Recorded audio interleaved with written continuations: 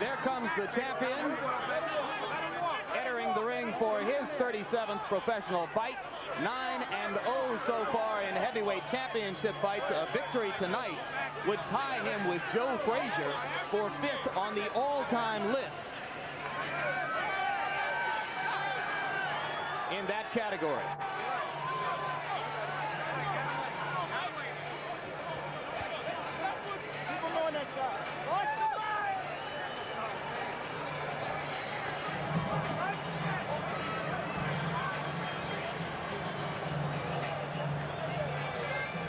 Directly in front of Tyson was Aaron Snowell.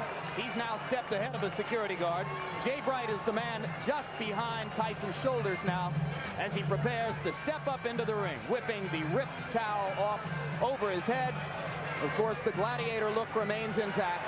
Black shoes, no socks, black trunks, Mike Tyson. You know, it is a sign of the importance that boxing has to Mike Tyson, that no matter what goes on around him, he's ready to fight. As he has been 36 times with 32 knockouts so far.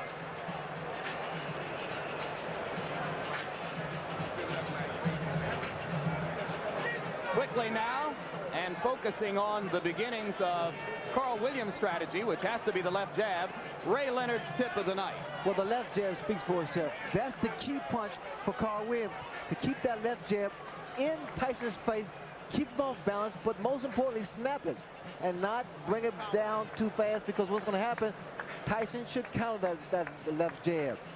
Now, once the fight becomes an inside fight, in fact, I believe that's going to be the case because Tyson's style is getting inside, their right uppercut. That punch may accommodate Tyson's style, but in doing so, Williams better keep both hands up because Tyson throws an onslaught of punches each and every time, each and every opportunity. Now, Jim, this is my favorite combination. I call it the Tyson combo. It's a right hand to the liver section, then to the chin. And most of the times, if Tyson catches his opponents with this particular punch, it's over.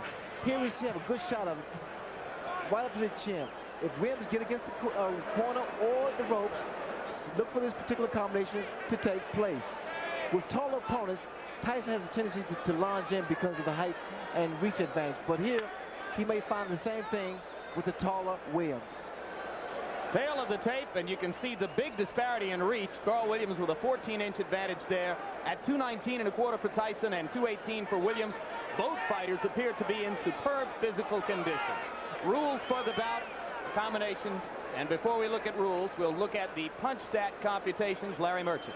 And here is our statistical profile of the activity of the fighters, which show in the fights that we examined remarkable similarities in the number of punches thrown and landed per round by Tyson Williams. But of course, there are different kinds of punches. Tyson throws the heavier stuff. Williams throws a majority of jabs. And you see the 28 jabs per round Williams threw against Holmes.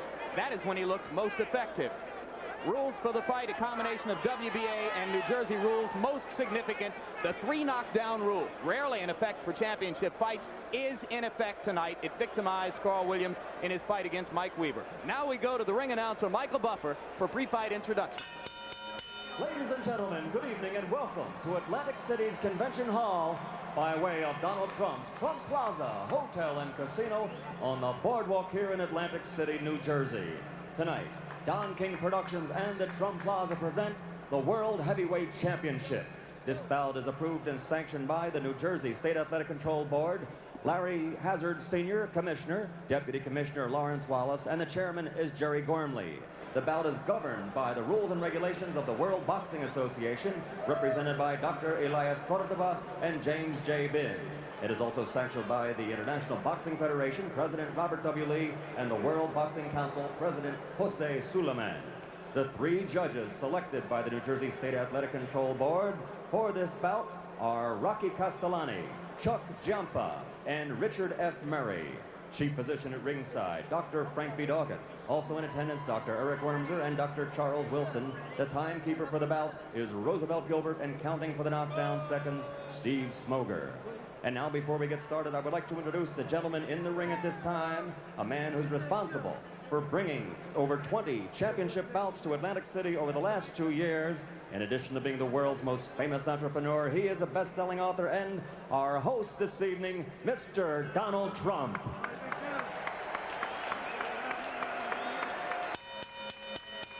And now, ladies and gentlemen, from the Trump Plaza Hotel and Casino in Atlantic City, New Jersey, let's get ready to rumble! 12 rounds of boxing for the undisputed heavyweight championship of the world.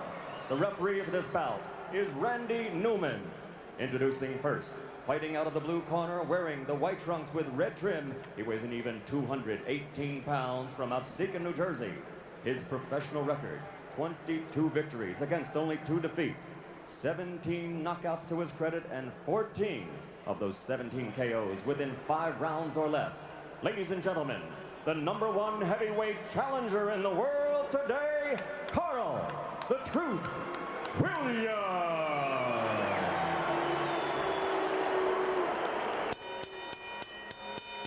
And his opponent, fighting out of the red corner, wearing the solid black trunks and weighing in at 219 1/4 pounds from Catskill, New York.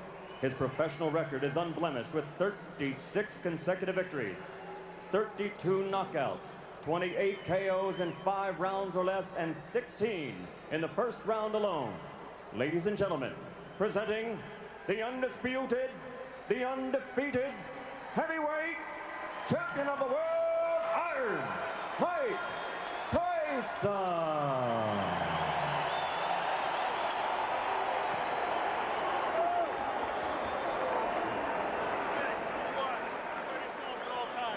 Number 2, obey my commands. I'll shake hands and come out of the bell. Keep in mind that Mike Williams has a tendency to get hit by left hooks. Carl Williams, excuse me. I can think of better tendencies that a fighter should have who's going out to face Mike Tyson. Indeed, Carl Williams has been floored 7 times in his career. Twice by James Quick Tillis, twice by Jesse Ferguson, 3 times by Mike Weaver, and in every instance, the decisive blow was a left hook.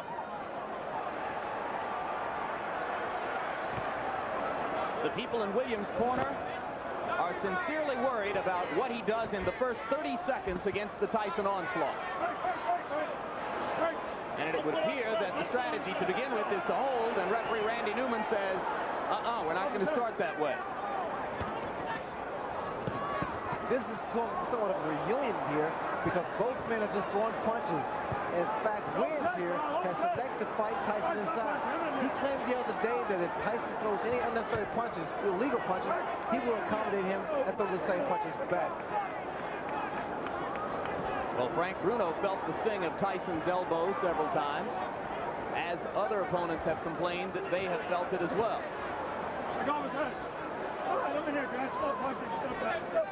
Because Williams' left jab is so strong, that should help him as long as he keeps that right hand up and watch Tyson's left hook, which is a powerful punch. That's it. Let him go.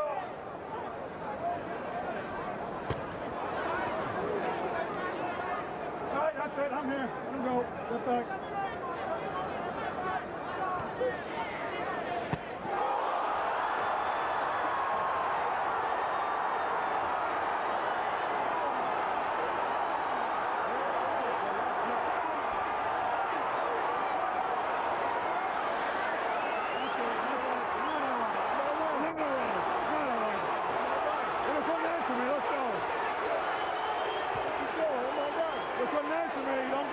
Unofficially, I've got this fight being 1 second longer than Tyson Spinks. 1:32 instead of 1:31. It was, as you started to point out, again, Larry, a left hook. Williams was very unhappy at the end of that. I saw when you couldn't answer me, Randy Carl. Newman, the referee, asked him a question, obviously about how he felt or what his name was or where he was, and apparently he got the wrong answer because he stopped the fight immediately. I didn't see any reason to stop the fight.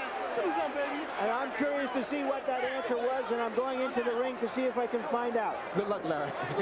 A minute 33, Larry. It was 2 seconds longer than the Spinks fight. The unofficial demarcation of the knockout comes at 1:33 of the first round. And you can see a disgusted Carl Williams who thinks that he should have been allowed to continue. And Ray, I've got to agree with Larry. It was a fairly peremptory stoppage. Well, the way I judge it, because he appeared to be okay, but then again, the referee is closer to the pitcher than we are. What was that question likely to be? Where are you? What day is this? And here we see the left hook that put Williams down. Williams had dropped that right hand, and I indicated earlier that the jab will be the key, but in throwing the left jab, he must also keep that right hand up and power. There's that left hook. And you saw Mike pivot upward with both feet planted and turn the hips into the punch. This is where the power comes from. The reason people fear Mike Tyson because he's one of the few, if not the only man, that can knock you out in the heavyweight division with one punch.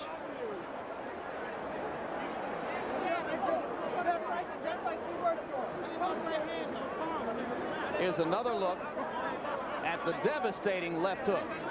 And what Tyson does here, he bobs and weaves, gets under that jab and counters with a beautiful left hook. Perfectly timed as Williams was dropping the right hand, just as you said he did after throwing the jab. Well, what happened for Williams is the fact that his left hand, his left jab rather, was working, and he felt very comfortable.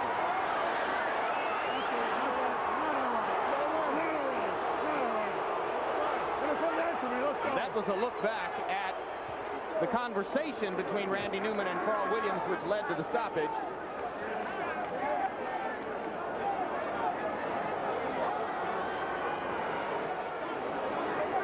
Mike Tyson, as usual, awesome. I'm reminded of a night in the Meadowlands in New Jersey when a referee stopped a bout between Mike Rossman and Victor Galindez. After a similar conversation, Rossman, the victim of the knockout, he chased the ref across the ring yelling, "What was the right answer?"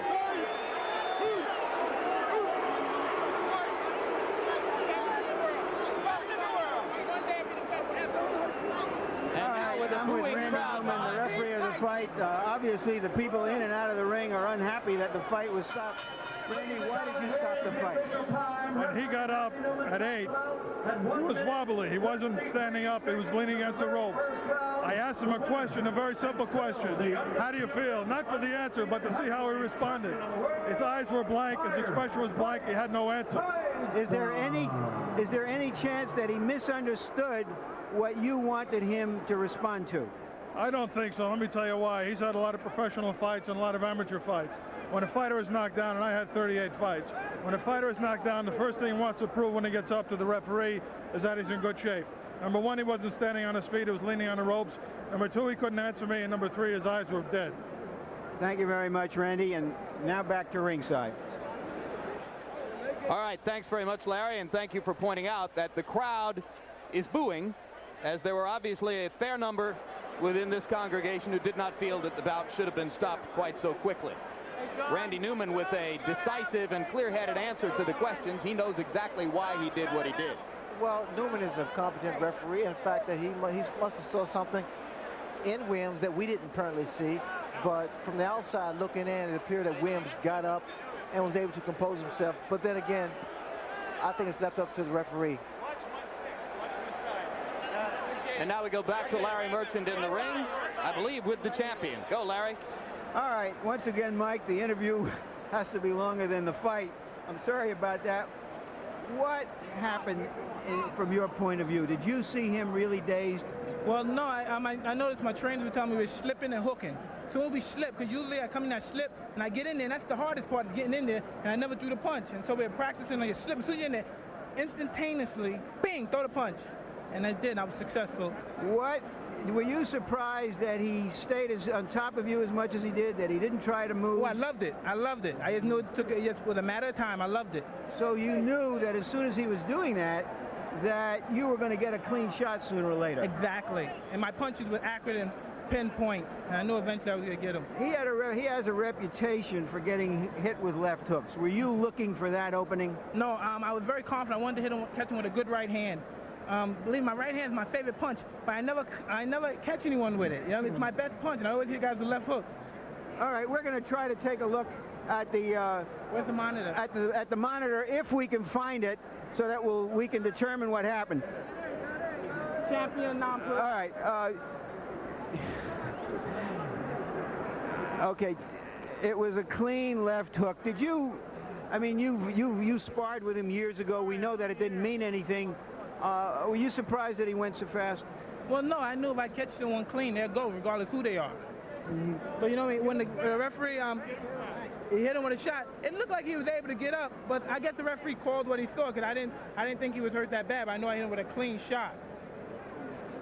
Speculate for me. How long would it have taken you to get him down a second time if the fight went on? Oh, no problem. I'd have been all over him. Maybe it's better that the referee did stop early. I would have been all over him. That's when I'm most dangerously, when I know I have someone hurt.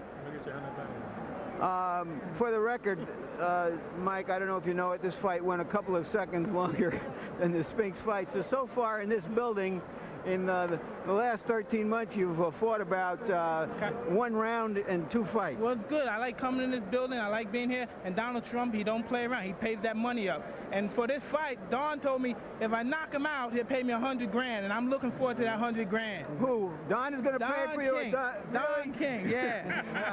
$100 grand for a knockout. All right, we all want to be there when that happens. When is this going to happen? Right, in the post-press You conference. get to, oh, yes. My church can use some of that money. Yes. All right. Reverend Henry J. Payton, Holy Trinity Baptist Church. No doubt. Let's talk about, all right, now let's talk. You've talked about being in control of your career. Tell us what you think is next. Who is next? Well, I'm just taking it one step at a time. I'll fight anybody. You know what I mean? I don't discriminate from anybody. I'm the best fighter in the world, and there's no man that can beat me. Does this mean that Holyfield is or is not your next opponent? Well, he's in my future, but I don't think he's in my immediate future. But come on, Holyfield, no matter. That's kids play. So you think that you'll fight Holyfield like early next year, and you may have 1 or 2 fights before then? Most likely, but you know what I mean? If they can discuss our things with their people, we can fight in 2 weeks, 3 weeks. He caught a quick knockout, I got a quick knockout. We both still need to work. We didn't get any work. All right. Jose Ribalta was one of the fighters being considered for your next opponent, and he had a dreadful outing in a preliminary tonight. Did that eliminate him? Well, it looks kind of dreary for him, but you never know. If he have a couple more fights and he cleans up his act, he's always a good prospect. What about Douglas, who looked a little better, if not great, in another preliminary? He's been mentioned as a possible opponent. I take all comers. I don't duck any man. Can we assume that Michael Dokes is one of the prospects? All comers. Come one, come all, because nobody can get close to me. They're not even close. I'm the best fighter in the world. There's been discussions that today people from Israel have been offering you money to come and fight there. You've been reluctant to go abroad. Do you think that as a world champion, as someone who says, I'm the best man on the planet, that you will start to fight abroad? Well, eventually we'll do that, you know what I mean? But like you said, I'm not in a hurry to leave my country. You know what I mean? I love my country. I'm not in a hurry to leave anywhere. But you know what I mean? If things are right, I'll fight anyone in any place. In their backyard. How would you describe right now? You've got a lot of things past you. You've always been able to focus on fighting no matter what the other stuff has gone on in your life. Are you as content as you can be now with the situation that you have? I want to fight, fight, fight, and destruct the world because I'm the best fighter in the world. Thank you very much, Larry. Thank you. Jim? All right, Larry. Thank you, Mike Tyson. Thank you, Larry. And here is the man the boxing public waits to see Mike Tyson fight, a man who 6 days ago knocked out a pretender from Brazil named Adilson Rodriguez in 2 rounds and now waits to see when his turn is coming. Evander Holyfield, first things first. How did Mike look to you tonight? He was impressive. He hit the guy with a good left hook, took him out. He did a job well done. Would you have thought that he could knock Carl Williams out in 1 minute and 33 seconds? Well, you know, I felt that, you know, anybody could knock anybody out with a clean shot as well as he delivered. He delivered a good shot right on the button. Got him out of there. In his interview with Larry Merchant, Mike acknowledged that you are not likely to be next on his list. He did not say for sure whether he would fight Jose Ribalta or Buster Douglas or Michael Dokes or any of the other names which are being bandied about, but he seemed to make it pretty clear that he's not going to fight you next. Are you getting impatient? No, I'm not getting impatient. My time is coming, and I will be ready when my time comes. When will you fight again? Well, it's all depending on how long is the wait.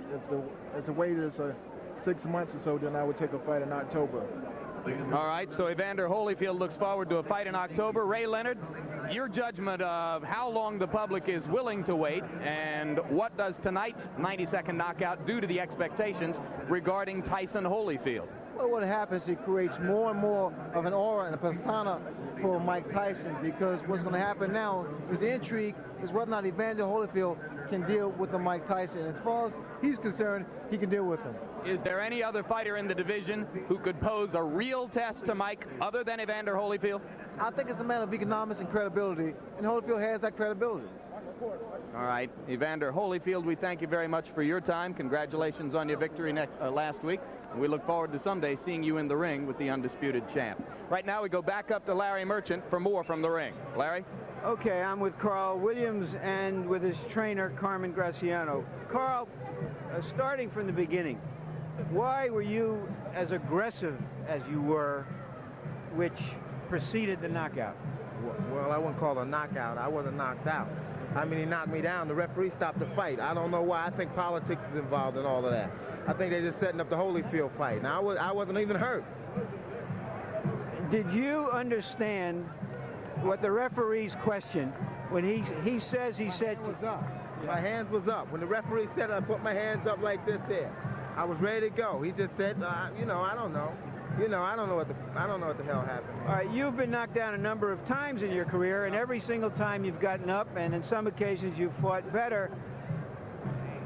From your experience, shouldn't you have assured the referee, look, I'm okay, let's go?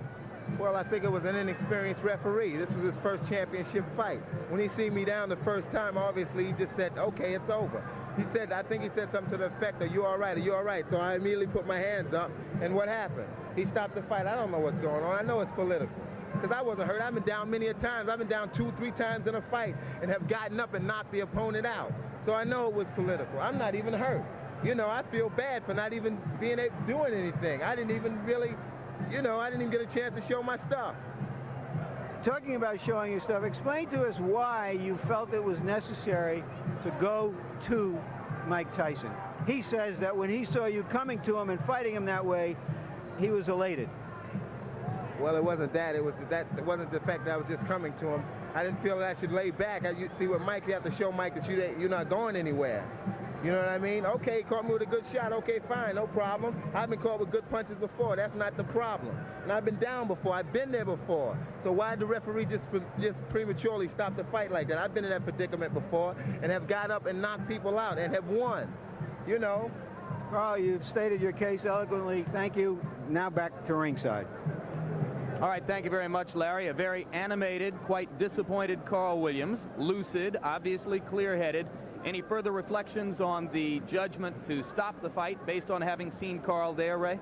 Well, again, now he seems to be pretty clear-headed, and he